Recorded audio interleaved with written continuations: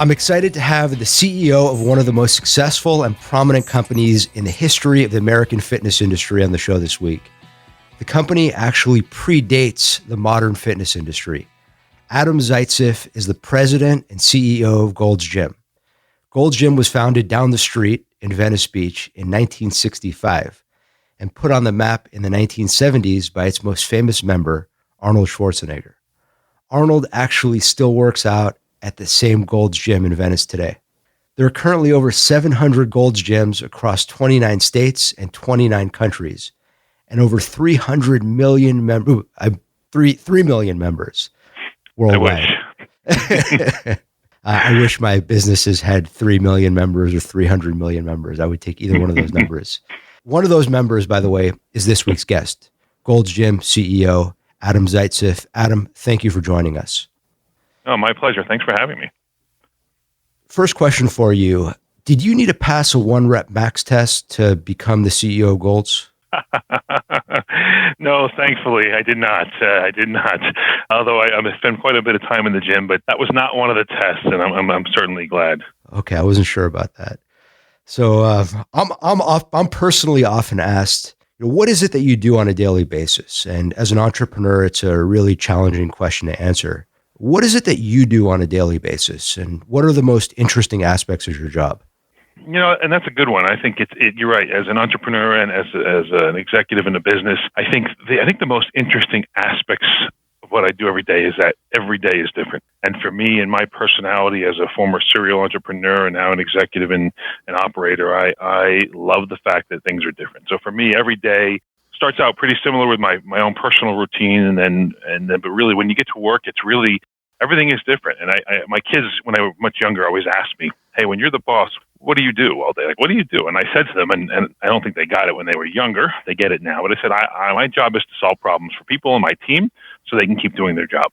Right? Help them solve problems, work with them on a daily basis so we can get over the humps that we have in the business in various areas and keep growing and executing it and growing the business. And that's my job, is to help them solve problems. So jumping from one meeting to another. And obviously, we as you mentioned, we're the legacy brand in fitness, but we're not just a fitness company. We are a gym operator. We are a franchisor. And because we have that legacy brand, we are a licensor. So we license our brand in many places. So for me, I jump from meeting to meeting and helping solve problems with my team and growing our business in those three areas. And so it's cool because it's diversified and makes it exciting. And it certainly keeps my entrepreneurial mind and hunger going on a daily basis. Could you talk a little bit more about your daily routine? Do you get up at a certain time? You mentioned that you hit the gym, which makes sense. Could you talk a little bit more about what you do day in and day out, just on a personal level? Yeah. So for me, much to my wife's chagrin, I get up at 4:40 every morning. Wow. And it's not because I'm one of those guys who you read a lot about some of these CEOs. Oh, I'm up at 3. I'm doing this. It's not because of that. It's because if I don't work out in the morning, I won't get my workout in. And it's a long day, and I like to eat. And just like everybody else, and so if I don't work out, I'll pay for it. So for me, I get up at 4:40, usually let the dog out, try to be quiet. I have a newborn at home as well as teenagers, and then I'm out the door by 5, and then I get to the gym either for a class or to do my own workout, or I've been running more, so I'll get out and do a run, and then usually done, showered, and at my desk a little after 7-ish on a daily basis. So from a morning routine, that's kind of the morning routine. Then you get the work routine, and then by the time I probably don't leave the office till about 6:30. It's a long day, but it then takes about a half hour to get home, and the first thing you do is grab the infant from the wife before she strangles me, and then spend some time. But if I don't get up that early, and it's just habit. Even on the weekends, I probably don't get up quite that early, but my body will wake up, and then I'll doze off and get up a little later and work out. But it's just one of those things that kind of stuck. Yeah, no, that's impressive. Something that I hear pretty consistently from CEOs and other leaders who have made it to the top like you, having a routine that starts early and is managed consistently. So you became the CEO of Gold's Gym about a year ago. How did you get here? How did you get to where you are today? Can you start by sharing some of your most formative experiences from your early days as a kid, maybe all the way through your time as a student in college? Yeah, for me, it's interesting. You're an entrepreneur, successful, got a couple different businesses, you're growing, and I started out as an entrepreneur, but I really what got me there was, especially as a kid, was kind of my grandfather. He was in multiple wars, World War II and other wars after that, and came back and had a business that he had started before he went to war, came back, continued to operate his business, one of the largest manufacturers of custom lighting in the country. He was located in Massachusetts, and I grew up with him as an idol, and someone who gave me the experience of seeing somebody who started their own business, from the ground up, who grew it, who had people who relied on him every day for their income and put food on the table and to pay for their kids' colleges, and who respected him. And it really stuck with me. I would spend a lot of time in his shop and meet the people and just saw how they admired him and respected him, but also cared about him, right? And I always wanted to have an experience like that. Whether I was the owner of the business, running the business, I wanted to have people who relied on what we did and the decisions we made in our business in order for their own personal income and success and just livelihood. And that really stuck with me. I always wanted to do that. It was the reason why after school, when I got my first job, within a few months I left, started my first business, and went through about a 12 or 13 year period of just serial entrepreneurship because of him. And it really drove me to do that. What do you do right after college? Can you talk about your first job, and did it make a difference in your career trajectory or not really?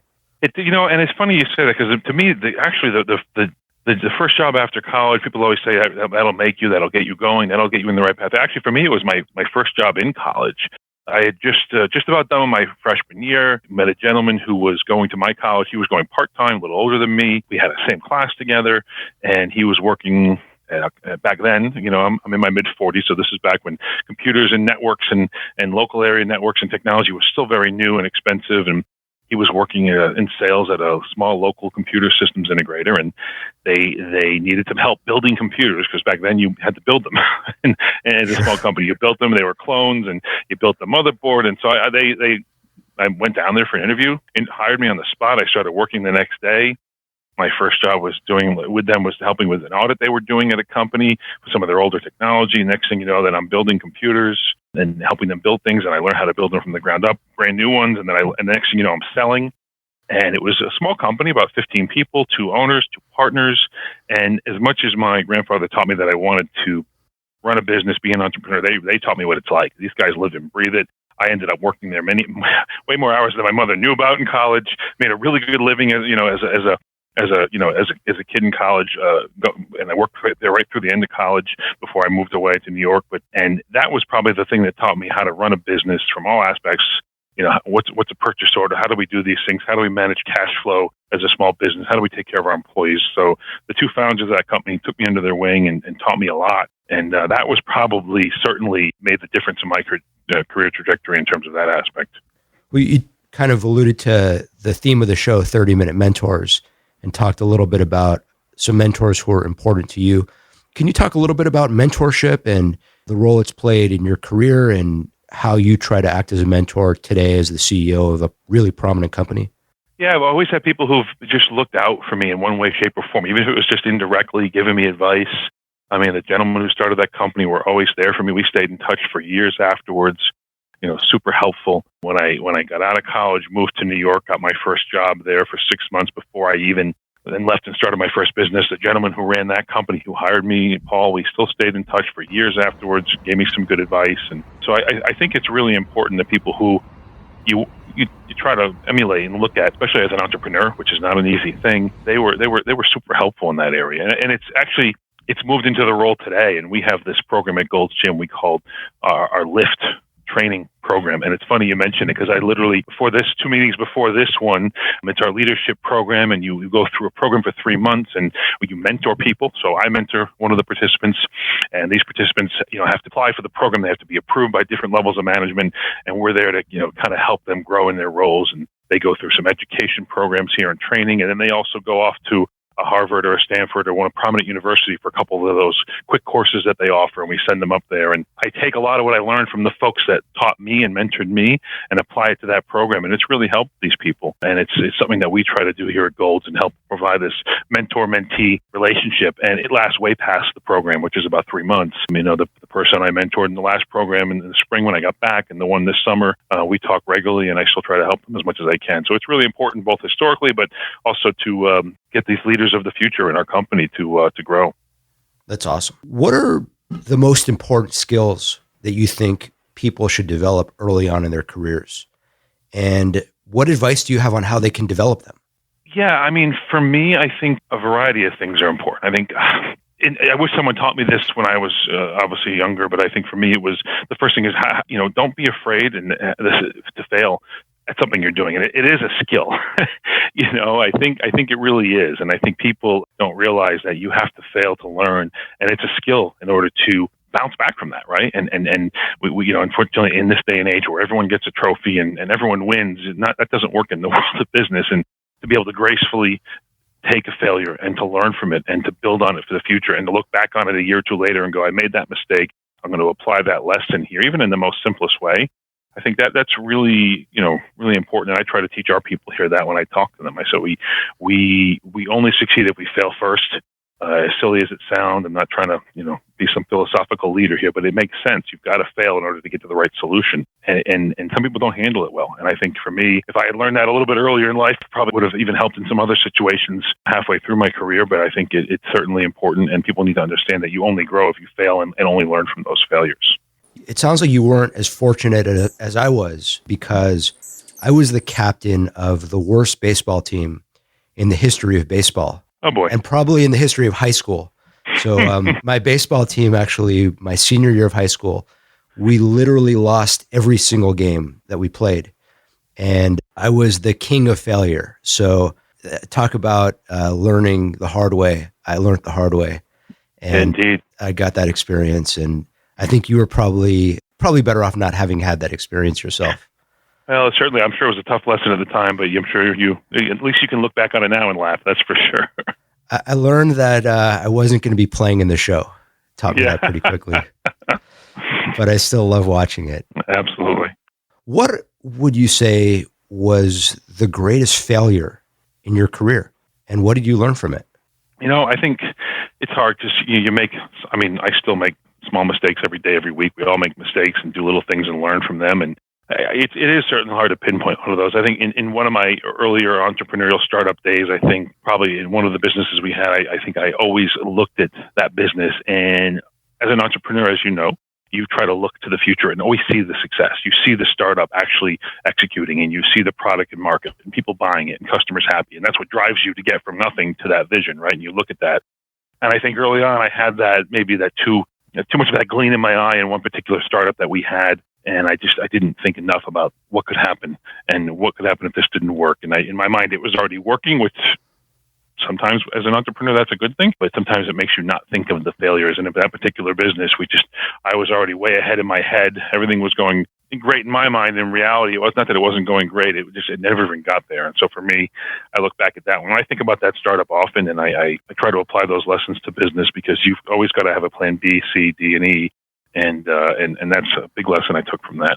Can you maybe dig a little bit deeper and talk about how you bounce back? Because it's very easy for those of us looking on the outside. We see the CEO of a highly successful company, and we see someone who is clearly at the top of his game.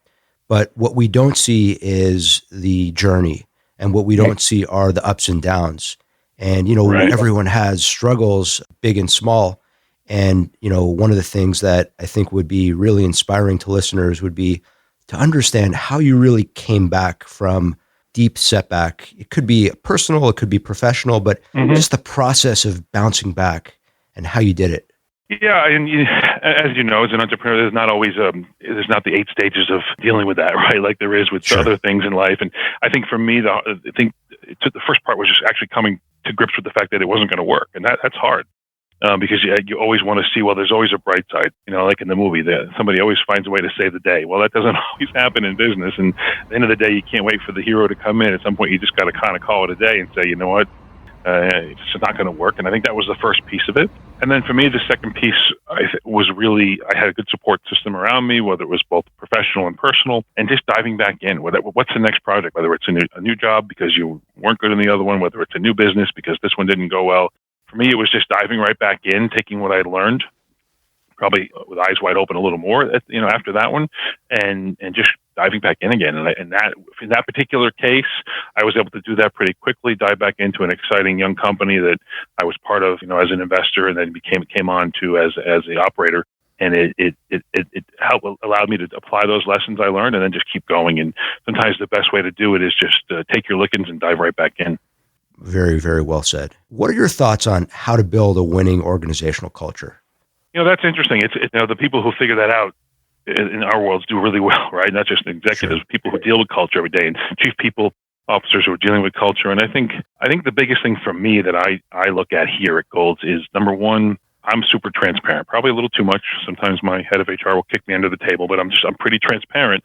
And I want people to know that here, we're all in this together. We're not trying to hide anything. And I think your culture and your people respect that, and the culture builds because they feel that you consider them part of your circle of trust and your environment, and you're not just sitting back with the executive team and coming out and they're hearing what to do, right? They're part of the decisions. They're part of those things. So transparency certainly helps. And I think for me, it's also making sure people know that I'm just like them. I get up out of bed, throw a couple feet on the floor, get going every day just like them. Just because we happen to wear certain titles in the company doesn't mean that we are just regular human beings like them. And I think that I find that to be a very important part of building this culture here, and making sure, like, I walk around maybe 3 times a day. I say hi to people, give the knuckle punches, see what's going on, walk by the payroll team, talk to the ladies, whatever's there, just to chit chat, to know that you're not just sitting in the office or in meetings all day. You're just like them. You're part of that. Yeah. And yeah. so that's super important. That's great. To that end, I mean, in your view, what do you believe are the key characteristics to a great leader? I think for me, it's involving your team in a lot of the decision making. At the end of the day, you are the boss, whatever role you're in. If you run the team, big or small, you are the boss, and maybe you have the ultimate decision making. But I think the best leaders are the ones who involve their team in the decisions, who get most of them. You're never all going to agree, but get most of them on board, because usually those who don't agree they'll see that the team is on board and they'll jump in. And I think it's the team. If you lead a team and they're all on board and they feel invested in the decision and they're part of the decision and they're part of the projects and the plan or the company's vision, I think that's the best way to get people to, not only be proud of what they're doing, but also just be really fully engaged in whatever project or whatever plan or whatever project your company's working on, and really be part of a culture that works, right? And if you're not listening, if you're not transparent and you're more making decisions, whether it's in a bubble or not, even if you're listening to them and they don't feel like they're involved, I think it's detrimental for us. Who are some of the greatest leaders you've been around in your career, or who you've maybe even admired from afar? And what is it about those leaders that you've learned from them and that you admire? Yeah, there's a couple of folks. I mean, from someone I wish I'd met, but I haven't, but I admire from afar. I'm a big fan of Elon Musk. I admire I'm going to do this. This is my vision. I'm going to do it my way. And my team, and the team gets on board with that, and he creates some things that no one else can create because he's not going to be swayed by what everyone else thinks, right? And I certainly admire that tenacity and that diversification. So it's always someone who I enjoyed tracking, following, reading about the things he says, sometimes certainly controversial, but listen, he's doing things that no one else has done, and I really admire that. And then for me, I've also had some good people, leaders that I've worked side by side with. I had the pleasure of working for about 6 years for Constellation Software, which is a big publicly traded software holding company in Toronto. They acquired my company from my partners and I went to work for that group. And I worked alongside some amazing folks who understand business, who understand culture, who understand how to build value in companies and treat people well, which they really did. And the CEO of that parent company, as well as the CEO of the Jonas division where I worked, were two people that I still keep in touch with and admire just because of their longevity and their ability to build something from literally an idea, an investment in 3 people, and turn it into one of the most darling stocks on that exchange and a great company. Sure. What can anyone do to become a better leader tomorrow? I think really just listen to what your people are saying, and they're looking to you. Whenever they speak and they give you an idea, they are looking to you. They're looking at your reactions, and they're looking at how you're going to answer that, and how you're going to comment, and how you're going to contribute. So I think listening, number one, and then I think just be genuine. In this day and age, people can see through anything, right? They can really see through it. Sure. And if you're not genuine, they know it right away. They'll go home and talk about it to their spouse and say, I said this, and I could tell he said great idea, but I could tell he didn't mean it. And I think that people really need that. And there's too much opportunity in this world for people to go. There's so many great companies, so many places they could work. Competition for our team has never been greater, especially in our markets. And if you're genuine in your care and you listen, then I think you have a shot at being a really good leader. What do you look for in the people that you hire? I think more so lately, I think I look for personality. I look for people who can fit into this environment. Obviously they've got to have some level of domain expertise in what you're hiring, but I think more importantly, I think a lot of that you can teach if they've got some of it, but somebody else has a little bit more than them, but they have the personality and they can fit in and they can engage in the culture and they can be part of the organization and they believe in the mission and vision, not just for the paycheck. I think that to me is the most important thing because those are the people that will stick through it with you through thick and thin. What do you think are some of the things that companies overvalue and undervalue when it comes to hiring?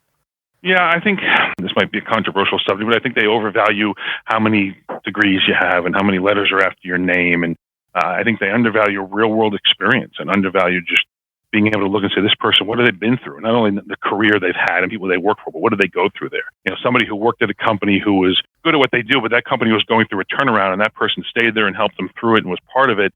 The lessons that person has learned is so much more valuable than someone who's just been in a similar role. So I think they certainly, try to overvalue sometimes the degrees and undervalue really with the real world experience they have. Sure. No, I actually agree with that completely. I think that's extremely well said. Thank you. You obviously have a ton going on in your day and in your week and just on your plate.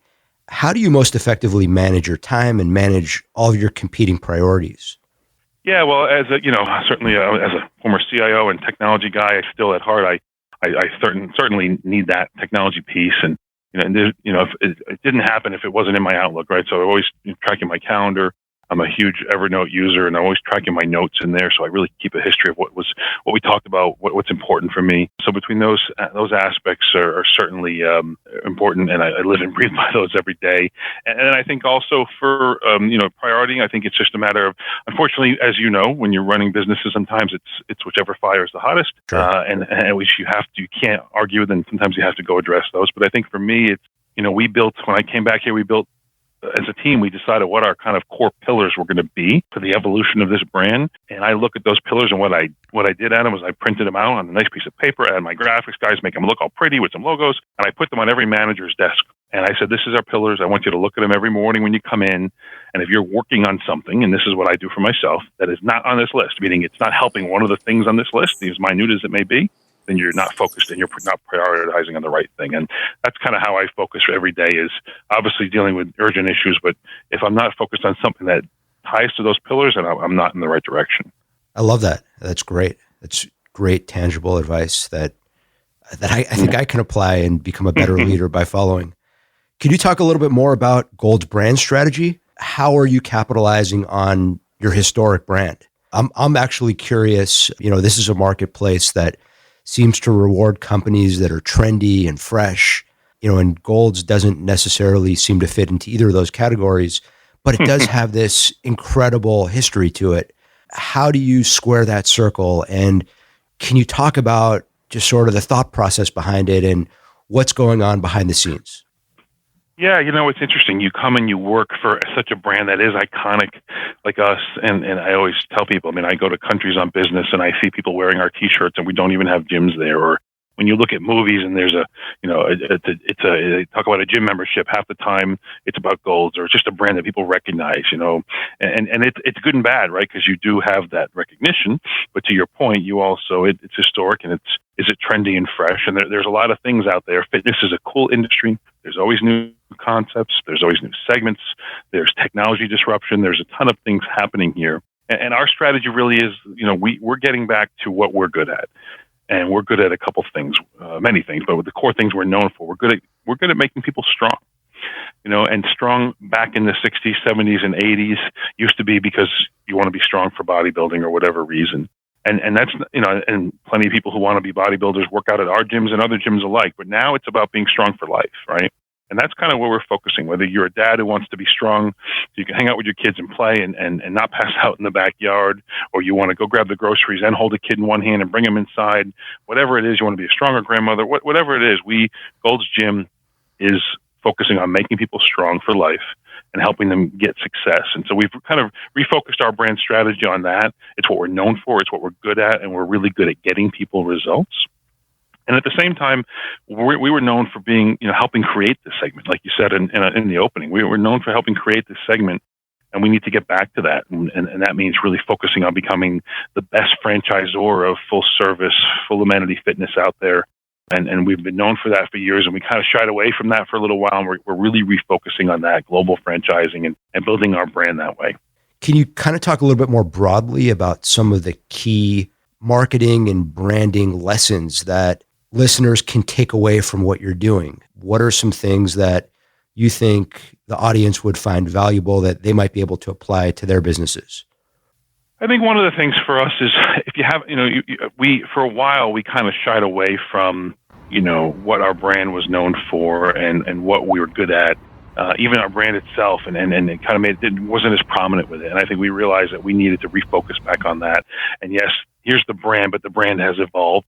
And, kind of like the old saying, it's not your father's Oldsmobile, right? I mean, we're not your father's Gold's Gym anymore. And, we're probably some of the few gyms in the world that can say that probably had multiple generations working out in it. And so we don't want to shy away from that, number one. And I also think from a brand strategy, it is focusing on results and tying it back to our brand. So whatever your brand is known for, focus on those results. And, we do a challenge every year. It's a global thing. And we get a ton of positive feedback and response and recognition and lead flow from focusing on the results of what we did in the challenge. And people came in severely overweight and in terms of not deconditioned, and helping them just get back in shape for life, not to be a bodybuilder or a fitness model, just to get back in shape for life. And that's what we focus on. And those results resonate when we talk about that with our brand. And I think showing the results, not your product, but the results that your product can give is something we've learned a good lesson on. What are the most important things that you've personally learned about health and fitness since joining Gold's? Learn, number one, as you get older, the food doesn't burn off faster. Number one, so you got to pay attention to that. I think one of the I learned that at age 31. Yeah, I'm learning it. That's why that 4:40 wake up call happens. But so for me, I think what I've learned actually, and this I've learned especially in the last year, and we just put a press release out about this, and we're focused on it. And you'll see some exciting things announced from us next year. But I think what I've learned is that your body needs to recover, and recovery is just as important to the fitness journey that you're on as much as the fitness journey and the fitness workouts itself. What do I mean by that? I mean, pushing yourself 4, 5, 6 days a week in a high intensity workout that's designed to burn, and give you more points or whatever it is not a good long-term solution for someone who wants to lead a healthy and active lifestyle, and somebody who wants to maintain consistency with that, because you end up burning out both physically and mentally when you do that. But somebody who comes in together with maybe 1 or 2 high intensity workouts a week and 1 or 2 low intensity type workouts a week, and mixes some recovery elements into that, whether it's percussive therapy or compression or massage or cold therapy, whatever it may be, that's what really will give you an optimal fitness and wellness routine and journey. And for me, I've learned that, and I've changed up my workouts. I used to work out way too high intensity too often, and now I do maybe a couple of those a week. I mix in some strength training. I do some light jogs. My wife dragged me into yoga a few years ago, and I'm not very good at it, and nor am I flexible, but I enjoy it because it really helps me recover. And so I think that's probably the biggest thing I've learned is it's not all about push. You've got to balance it if you want to maintain that fitness journey and keep consistent for the long term. Great advice. And when it's coming from the CEO of Gold's Gym, it should be noted. So I hope everyone's paying attention and taking notes. How important is mental health to you as a leader? Certainly very important. And I'm as an entrepreneur, I'm watching what's going on out there, and I think you're seeing a lot of new startups and a lot of new companies out there who are focusing on mental health. And I think that is a really big part of both the recovery piece, mental health, as well as just your overall journey, especially as it comes as a leader, your fitness journey, your leadership journey. And so for me, I think it's super important. And it's something I actually have noted to myself. I do not pay very good attention to it, and I need to do a better job of that. I've had many people tell me to try some of the top meditation apps and just get yourself centered and get yourself back in a good place every morning. And I certainly need to try those things, but I think it is important. As leaders, we go through, I don't know about you, but I go through a myriad of 20 different emotions on a daily basis, from super excited about something to super stressed to super concerned to angry to all within like a 10, 11 hour period. And so having your mental health in check and being able to manage that as a leader is certainly important. Absolutely. I'm going to ask one final question, and it's going to be a pretty open-ended one. What advice do you have, and you can take this in any direction you want, what advice do you have for listeners on how they can get to the next level professionally, whether they're entrepreneurs, whether they're students, whether they're executives, whether they're fellow CEOs? What are some things that you think are universally applicable that anyone out there can do to really take their game to the next level? Yeah, I mean, you're right. Open-ended, a lot of places to take it. I think for me, I think the biggest thing is don't be afraid to put yourself out there. And there's this kind of, there's this poem that's anonymous, actually, that I've had sitting on my desk since I was probably 22, 23. It's on my home office, and it's called Only a Person Who Risks is Free. And I'm not going to read the whole poem to you because I don't know it by heart, but it ends with, a variety of things about people. It talks about people who risk nothing, do nothing, and if you can't risk a little bit, and you can't deal with a little bit of sorrow and suffering, then you can't learn and change. And it ends with only a person who risks is free. And I think to be free to grow in your leadership position, to be free to grow in your company, and don't be afraid to put yourself out there. Obviously, don't risk it all without calculating and being smart about it, but put yourself out there. The people who aren't leaders aren't there because they're not good people. Maybe they just don't want to put themselves out there. The people who get in leadership roles, in my opinion, are the ones who are not afraid to put themselves out there, take a bit of a risk, calculate it at times, sometimes a little more than they would want, and show what they can do, because that's usually when people get noticed. That's usually when other leaders see them and they see the qualities and the tendencies and that ability.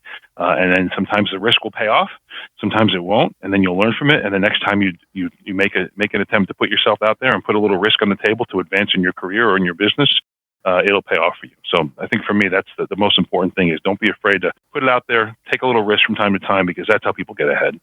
Adam, thank you for your advice. Thank you for joining us. Very much appreciated.